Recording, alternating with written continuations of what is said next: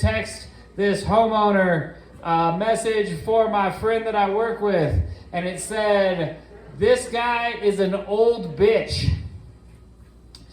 Yeah, and it had his name too, so that was pretty awkward. So I just kept texting through it like, oh, maybe he won't see. I like deleted it on my phone, like that was gonna do shit.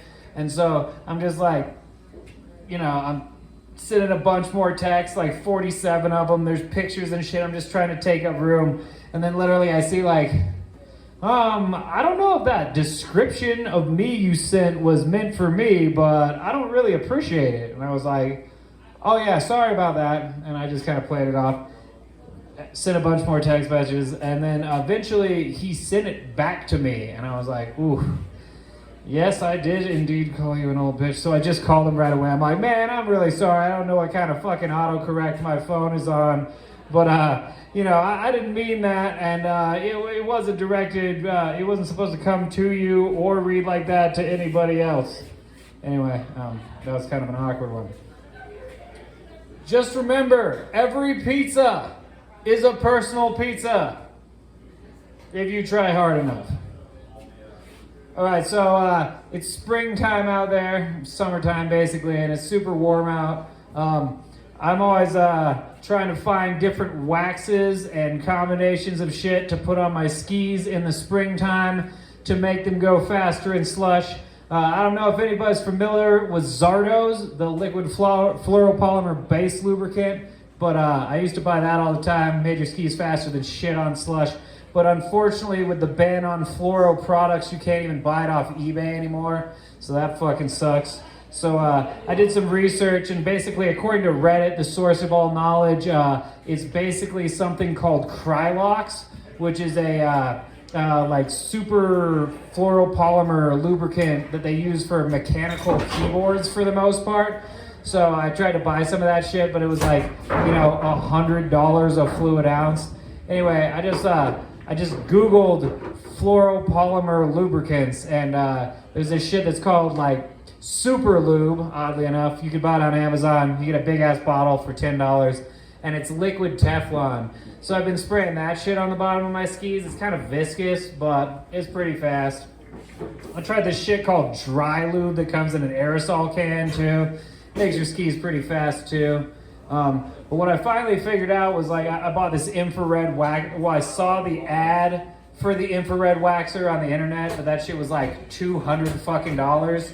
And then again, Reddit told me that you could just buy an auto body paint dryer that's infrared off Amazon. So I got a 2,000 watt one, and that thing fucking throws heat. But when I was first learning to use it, I may or may not have melted the base of my powder skis into the honeycomb core in a couple spots. But anyway, I went on eBay and I found this like super high fluoro wax, and I had to get it from Canada, and it came and it looked like drugs. It's like a big fucking 1 kilo brick, and it has a Canadian flag stamped on it. But anyway, yeah, that when you base your shit with that, and then so the last step in any good waxing process, in my opinion, is to rub your skis in direction of travel with money, because nothing's faster than money, and obviously the higher denomination, the better. But yeah, so it looks something like this. First, I get the infrared lamp and I heat them up, and then I put the super high fluoro wax on it, crayon. I bake it in with the infrared lamp again, and then I rub the super lube on the top of it, and then I spray it with the dry lube, and then I rub it with money. And yeah, I don't know if it's like the emperor's clothes. If you believe it to be fast as shit on slush, it fucking is. But yeah, that was my journey in the last 2 weeks with all the different products to try and make a pair of skis faster in 55-degree weather. Speaking of projects, I've been working on this golf sim in the back of my office because I don't fucking care. And so I built this thing. I was gonna put a projector, but I don't have one. So I had a 50-inch TV hung on the wall, and it's on the left side. Everybody I work with was kind of concerned about hitting it with a golf ball. And I was like, nah, man, we're not gonna hit it. It's on the left side. Everybody misses right. Don't worry about it. Turns out on the second day of use, I managed to ice the TV with a fucking driver and put a big hole in it. The ball's actually still stuck inside of it. Well, I mean, we threw it away, but anyway, I have a picture of it. It looks pretty awesome. But go figure that it would be me that fucked it up. The thing is, the ceiling is kind of low. So like I put like several dents in it the first day with like my 9 wood and a 52 degree wedge. But, you know, out of context, like if you have no golf shit around, it just looks like maybe you like lifted a broom up there and put a dent. But needless to say, I think I'm gonna like hang a quilt up there or something, because if I put 5 dents in the ceiling on the first day of use, eventually it's gonna look sketch even when no one comes there. But yeah, work in progress. Golf sim in the fucking office. It's pretty rad. We'll be playing in the back because it's literally like where people come in to get keys for their condos and shit. And we'll just hear them come in the front door and we'll be like, hey, do you need help? And they're like, yeah, I guess we do. And then we like open the door and come out and we're like wearing golf gloves and I'm like holding the wedge and shit. I'm just like, all right, he'll get your keys. I'll point on the map. I guess people are probably stoked that we're helping them because they're so fucking confused. So like they're like, well, they were dicking around, but at least they were there. Yeah, it's pretty sweet. So this weekend I went to brunch at the Broadmoor. It was $100 a person, and you know, usually when I go to a buffet, I try and like do the best I can to recoup my investment.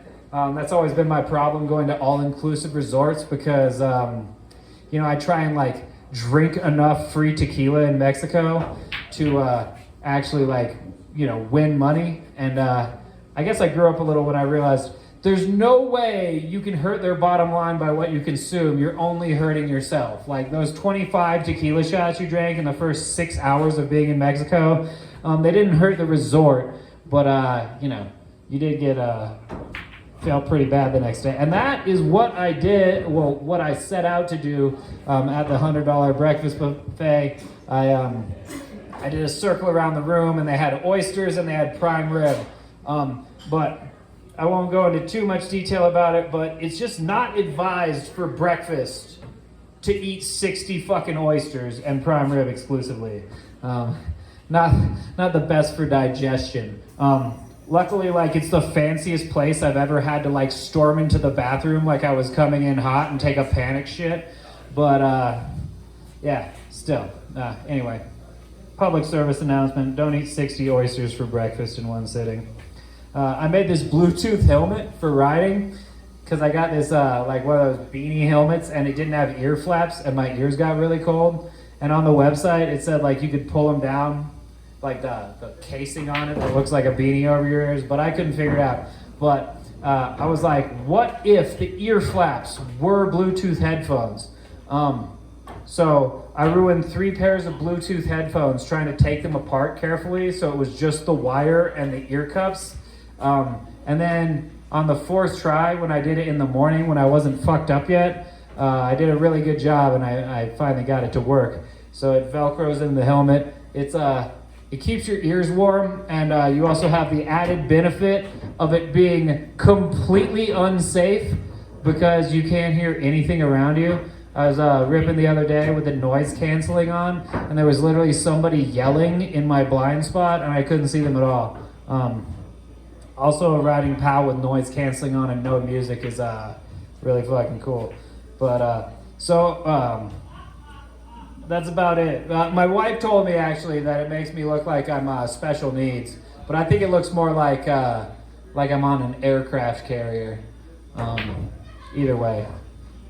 I went to the Kentucky Derby 2 years ago, and we flew into the airport, and the dude who was renting us our car was like, "Oh, you guys going to the Kentucky Derby?" And I was like, "Yeah." And he's like, I just recently, like 3 hours ago, met the owner of the horse Mystic Dan. And I was like, well, that's pretty sweet, rental car guy. But then I was making bets on DraftKings, and you could only bet, there's like 20 horse races in the Kentucky Derby, but you can only bet on the one like the main race on a betting app that isn't the one that they have specifically at Churchill Downs. So I was looking the night before and I see like, you know, Society Man was this super long shot, but then at 20-1 was Mystic fucking Dan. And I was like, well, the rental car guy seems stoked on it. I'll put 20 on it. And so we're at the venue and I'm making bets through their app and I'm not like winning shit because I don't really know much about horse racing. But I did the thing where you eat mushrooms, like, you know, and then you don't think they're kicking in, so you eat some more. And whenever you do the second round of eating shrooms, you always end up, you know, tripping harder than you bargained for. So we get to the part where it's going to be the final race, and like as soon as the dramatic package kicks in on their big screen, because we were just in the infield because we're poor, it was like, steeped in 175 years of tradition. And I'm like, holy fucking shit, this is intense. And they're like, you know, doing the whole build up, and it's like, people and their horses trained for years. Anyway, it was very dramatic. And so the race starts and I'm watching, and they have the different things on the screen where they show like who's in what place. And all of a sudden at the very end, by a nostril, Mystic Dan fucking wins. And my wife looks at me and she goes, did we win? And I'm like, yeah, I think so. And she's like, was it a lot of money? And I'm like, kind of a lot. It was like $400. But anyway, I was so stoked. I was just like, yeah, Mystic Dan, let's fucking go. And I got like emotional when we were leaving and they were putting the wreath around it and shit. I was like, I've believed in this horse for the last 15 minutes since I knew who the fuck he was. But yeah, it was cool. But then we were stuck in the tunnel with like 100 people and I was tripping harder than I was comfortable. Or not 100,000 people. And I was like, get me the fuck out of here. And then we got in our Ford Edge rental car, which like has the feature where if you put it in cruise control, it like keeps it in the lane for you, which was super handy for the first 15 minutes before I like rehandled my shit and got the fuck out of there. But yeah, nothing. The other thing about tripping shrooms at the Kentucky Derby is like I've never tripped while wearing a bow tie, and that just added an extra element of sketchiness to it. I don't know.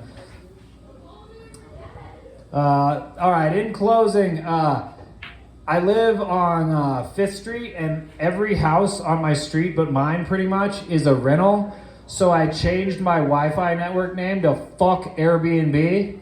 That way when the guests, you know, check in and they look for their Wi-Fi code, at least they know how I feel